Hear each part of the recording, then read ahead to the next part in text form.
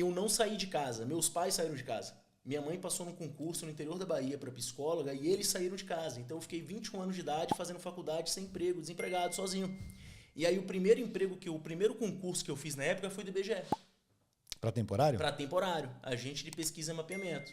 Então eu fiz o concurso do IBGE, passei, assim, não estudei, eram 48 vagas, passei em 46, assim, bem em cima da linha. E aí eu vi uma coisa que foi maravilhosa. Por quê? Porque eu fazia estágio na época.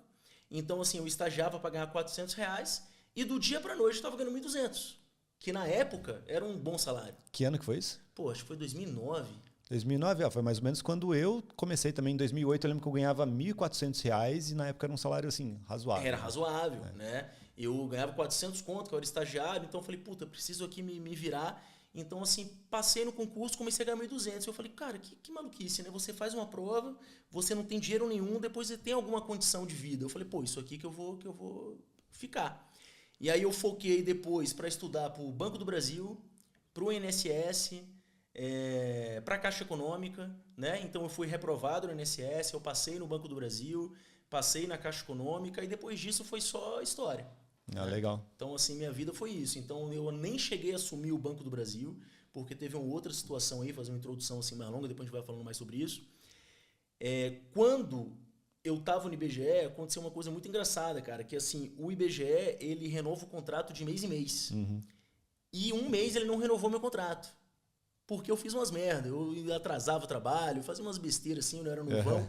E aí fiz umas merda lá, o IBGE não renovou meu contrato. Eu até brinco que eu fui demitido do serviço público, mas não fui demitido, só não foi renovado o contrato. E nisso que não foi renovado o contrato, eu voltei para estaca zero. E eu já morava sozinho. Aí eu falei, lenhou. Eu peguei o edital do INSS, faltava 50 dias até a prova. E ali sim que eu falei, agora eu comecei a estudar. Cara, eu estudei que nem um condenado em 50 dias. É lógico que eu não passei, né? Em 50 dias eu não passei, só que eu acreditava de verdade que eu ia passar, só que eu não passei. Só que isso me deu a base de português, de matemática, né?